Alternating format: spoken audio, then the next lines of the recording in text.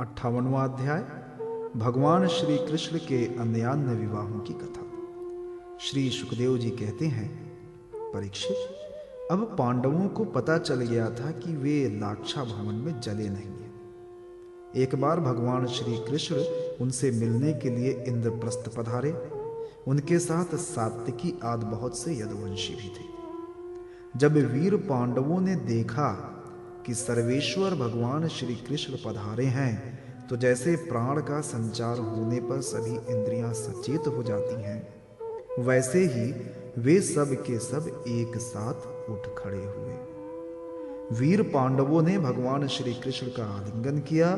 उनके अंग अंग से इनके सारे पाप ताप धोए।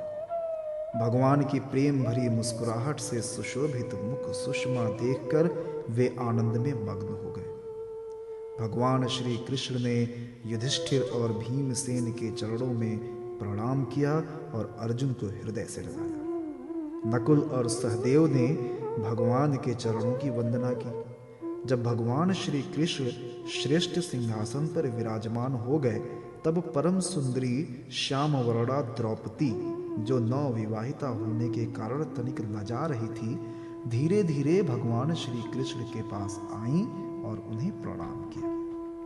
पांडवों ने भगवान श्री कृष्ण के समान ही वीर सात्विकी का भी स्वागत सत्कार और अभिनंदन वंदन किया। वे एक आसन पर बैठ गए।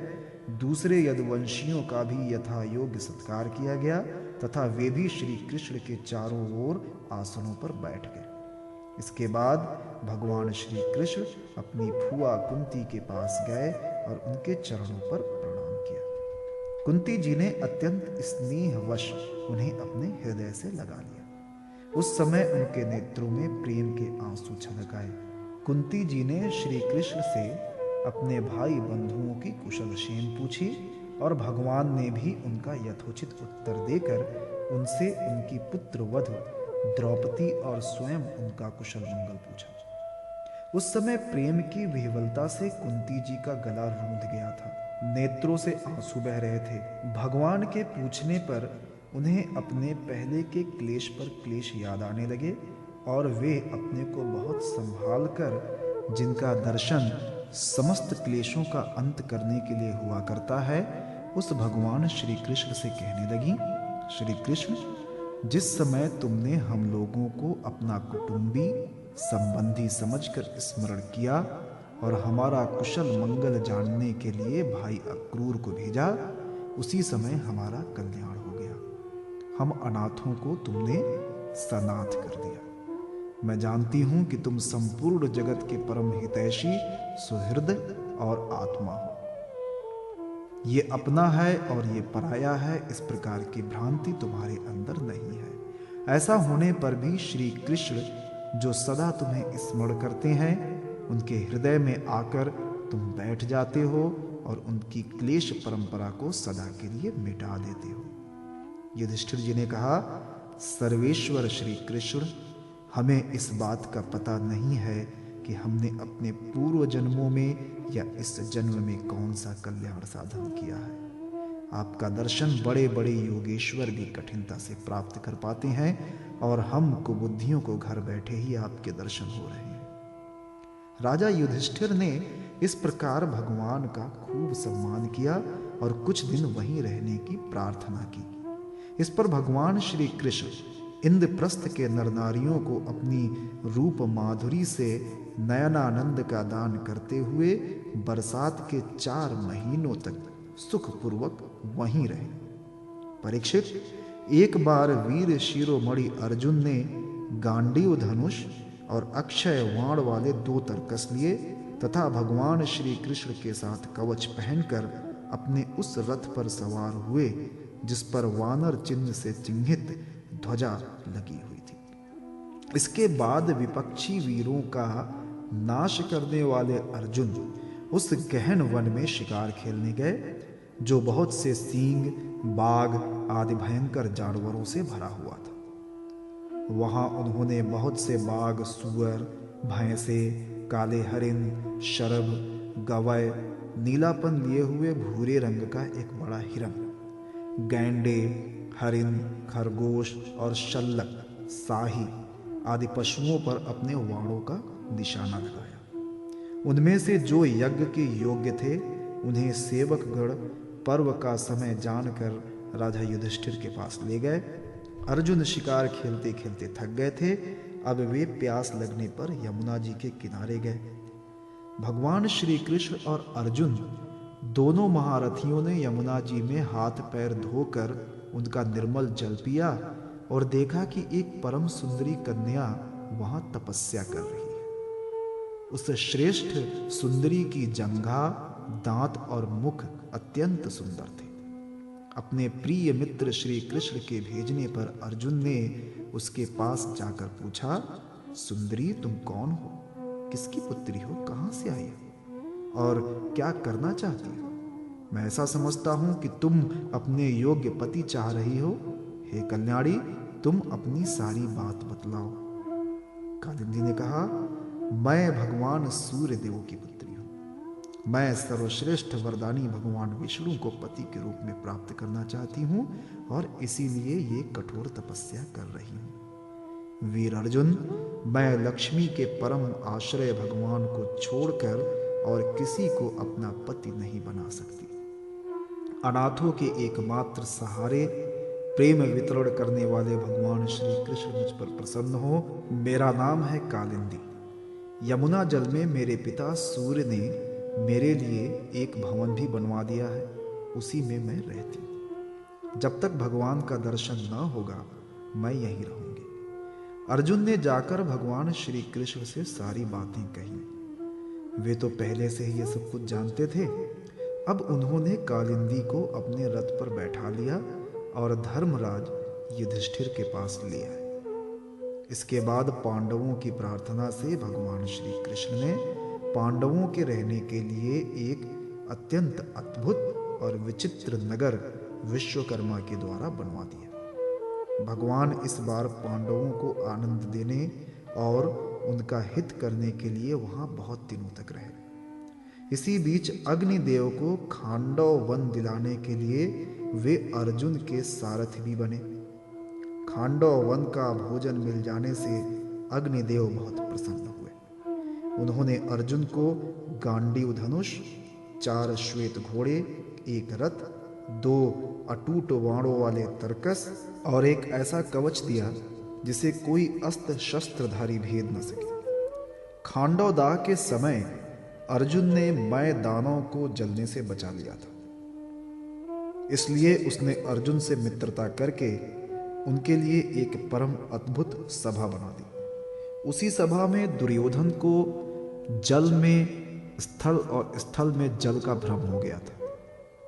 कुछ दिनों के बाद भगवान श्री कृष्ण अर्जुन की अनुमति एवं अन्य संबंधियों का अनुमोदन प्राप्त करके सात्विकी आदि के साथ द्वारका लौट आए। वहां आकर उन्होंने विवाह के योग्य ऋतु और ज्योतिष शास्त्र के अनुसार प्रशंसित पवित्र लग्न में कालिंदी जी का पाणी ग्रहण किया। इससे उनके स्वजन संबंधियों को परम मंगल और परमानंद की प्राप्ति हुई। अवंती उज्जैन देश के राजा थे। विंद और अनुविंद वे दुर्योधन के वशवर्ती तथा अनुयायी थे। उनकी बहन मित्र विंदा ने स्वयंवर में भगवान श्री कृष्ण को ही अपना पति बनाना चाहा, परंतु विंद और अनुविंद ने अपनी बहन को रोक दिया। परीक्षित, मित्रविंदा श्री कृष्ण की फुआ राजाधिदेवी की कन्या थी। भगवान श्री कृष्ण राजाओं की भरी सभा में उसे बलपूर्वक हर ले गए। सब लोग अपना सा मुंह लिए देखते ही रह गए। परीक्षित, कोसल देश के राजा थे नग्नजित। वे अत्यंत धार्मिक थे। उनकी परम सुंदरी कन्या का नाम था सत्या। नग्नजित की पुत्री होने से वो नग्नजिती भी कहलाती थी। परीक्षित, राजा की प्रतिज्ञा के अनुसार 7 दुर्दांत बैलों पर विजय प्राप्त न कर सकने के कारण कोई राजा उस कन्या से विवाह न कर सके, क्योंकि उनके सींग बड़े तीखे थे और वे बैल किसी वीर पुरुष की गंध भी नहीं सह सकते थे। जब यदुवंश शिरोमणि भगवान श्री कृष्ण ने यह समाचार सुना कि जो पुरुष उन बैलों को जीत लेगा उसे ही सत्या प्राप्त होगी, तब वे बहुत बड़ी सेना लेकर कोसलपुरी अयोध्या पहुंचे। कोसल नरेश महाराज नग्नजित ने बड़ी प्रसन्नता से उनकी अगवानी की और आसन आदि देकर बड़ी पूजा सामग्री से उनका सत्कार किया। भगवान श्री कृष्ण ने भी उनका बहुत बहुत अभिनंदन किया। राजा नग्नजित की कन्या सत्या ने देखा कि मेरे चिर अभिलषित रमा रमण भगवान श्री कृष्ण यहाँ पधारे हैं, तब उसने मन ही मन ये अभिलाषा की कि यदि मैंने व्रत नियम आदि का पालन करके इन्हीं का चिंतन किया है तो ये ही मेरे पति हों और मेरी विशुद्ध लालसा को पूर्ण करें।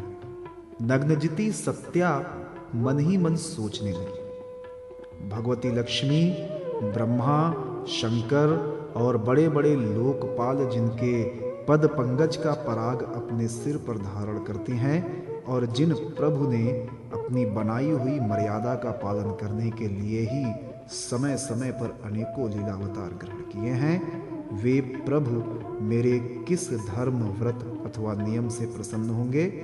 वे तो केवल अपनी कृपा से ही प्रसन्न हो सकते हैं। परीक्षित, राजा नग्नजित ने भगवान श्री कृष्ण की विधि पूर्वक अर्चा पूजा करके ये प्रार्थना की, जगत के एकमात्र स्वामी नारायण, आप अपने स्वरूप भूत आनंद से ही परिपूर्ण हैं और मैं हूं एक तुच्छ मनुष्य, मैं आपकी क्या सेवा करूं? श्री सुखदेव जी कहते हैं, परीक्षित, राजा नग्नजित का दिया हुआ आसन, पूजा आदि स्वीकार करके भगवान श्री कृष्ण बहुत संतुष्ट हुए। उन्होंने मुस्कुराते हुए मेघ के समान गंभीर वाणी से कहा, भगवान श्री कृष्ण ने कहा, राजन, जो क्षत्रिय अपने धर्म में स्थित है उसका कुछ भी मांगना उचित नहीं। धर्मज्ञ विद्वानों ने उसके इस कर्म की निंदा की है। फिर भी मैं आपसे सौहार्द का, प्रेम का संबंध स्थापित करने के लिए आपकी कन्या चाहता हूं। हमारे यहाँ इसके बदले में कुछ शुल्क देने की प्रथा नहीं है। राजा नग्नजित ने कहा, प्रभो, आप समस्त गुणों के धाम है, एकमात्र आश्रय हैं। आपके वक्ष स्थल पर भगवती लक्ष्मी नित्य निरंतर निवास करती है। आपसे बढ़कर कन्या के लिए अभीष्ट वर भला और कौन हो सकता है? परंतु यदुवंश शिरोमणे, हमने पहले ही इस विषय में एक प्रण कर लिया। कन्या के लिए कौन सा वर उपयुक्त है, उसका बल पौरुष कैसा है इत्यादि बातें जानने के लिए ही ऐसा किया गया। वीर श्रेष्ठ श्री कृष्ण, हमारे ये सातों बैल किसी के वश में न आने वाले और बिना सधाए हुए हैं। इन्होंने बहुत से राजकुमारों के अंगों को खंडित करके उनका उत्साह तोड़ दिया है। श्री कृष्ण, यदि इन्हें आप ही नाथ लें, अपने वश में कर लें, तो लक्ष्मीपते आप ही हमारी कन्या के लिए अभीष्ट वर होंगे। भगवान श्री कृष्ण ने राजा नग्नजित का ऐसा प्रण सुनकर कमर में फेंट कस ली और अपने 7 रूप बनाकर खेल खेल में ही उन बैलों को नाथ लिया। इससे बैलों का घमंड चूर हो गया और उनका बल पौरुष भी जाता रहा। अब भगवान श्री कृष्ण उन्हें रस्सी से बांधकर इस प्रकार खींचने लगे जैसे खेलते समय नन्हा सा बालक काट के बैलों को घसीटता है। राजा नग्नजित को बड़ा विस्मय हुआ। उन्होंने प्रसन्न होकर भगवान श्री कृष्ण को अपनी कन्या का दान कर दिया और सर्वशक्तिमान भगवान श्री कृष्ण ने भी अपने अनुरूप पत्नी सत्या का विधि पूर्वक पाणी ग्रहण किया। रानियों ने देखा कि हमारी कन्या को उसके अत्यंत प्यारे भगवान श्री कृष्ण ही पति के रूप में प्राप्त हो गए हैं। उन्हें बड़ा आनंद हुआ और चारों ओर बड़ा भारी उत्सव मनाया जाने लगा। शंख, ढोल, नगारे बजने लगे, सब ओर गाना बजाना होने लगा। ब्राह्मण आशीर्वाद देने लगे। सुंदर वस्त्र, पुष्पों के हार और गहनों से सज धज कर नगर के नर नारी आनंद मनाने लगे। राजा नग्नजित ने 10,000 गौवें और 3,000 ऐसी नवयुवती दासियां जो सुंदर वस्त्र एवं गले में स्वर्णहार पहने हुई थीं, दहेज में दी। इनके साथ ही 9,000 हाथी, 9 लाख रथ, 9 करोड़ घोड़े और 9 अरब सेवक भी दहेज में दिए। कौशल नरेश राजा नग्नजित ने कन्या और दामाद को रथ पर चढ़ाकर एक बड़ी सेना के साथ विदा किया। इस समय उनका हृदय वात्सल्य स्नेह के उद्रेक से द्रवित हो रहा था। परीक्षित, यदुवंशियों ने और राजा नग्नजित के बैलों ने पहले बहुत से राजाओं का बल पौरुष धूल में मिला दिया था। जब उन राजाओं ने ये समाचार सुना, तब उनसे भगवान श्री कृष्ण की ये विजय सहन न हुई। उन लोगों ने नग्नजित सत्या को लेकर जाते समय मार्ग में भगवान श्री कृष्ण को घेर लिया और वे बड़े वेग से उन पर बाणों की वर्षा करने लगे। उस समय पांडव वीर अर्जुन ने अपने मित्र भगवान श्री कृष्ण का प्रिय करने के लिए गांडीव धनुष धारण करके जैसे सिंह छोटे मोटे पशुओं को खदेड़ दे, वैसे ही उन नरपतियों को मार पीट कर भगा दिया। तदनंतर यदुवंश शिरोमणि देवकी नंदन भगवान श्री कृष्ण उस दहेज और सत्या के साथ द्वारका में आए और वहां रहकर गृहस्थोचित विहार करने लगे। परीक्षित, भगवान श्री कृष्ण की फुआ श्रुत कीर्ति केकय देश में ब्याही गई थी। उनकी कन्या का नाम था भद्रा। उसके भाई संतर्दन आदि ने उसे स्वयं ही भगवान श्री कृष्ण को दे दिया और उन्होंने उसका पाणी ग्रहण किया। मध्य प्रदेश के राजा की एक कन्या थी लक्ष्मणा। वह अत्यंत सुलक्षणा थी।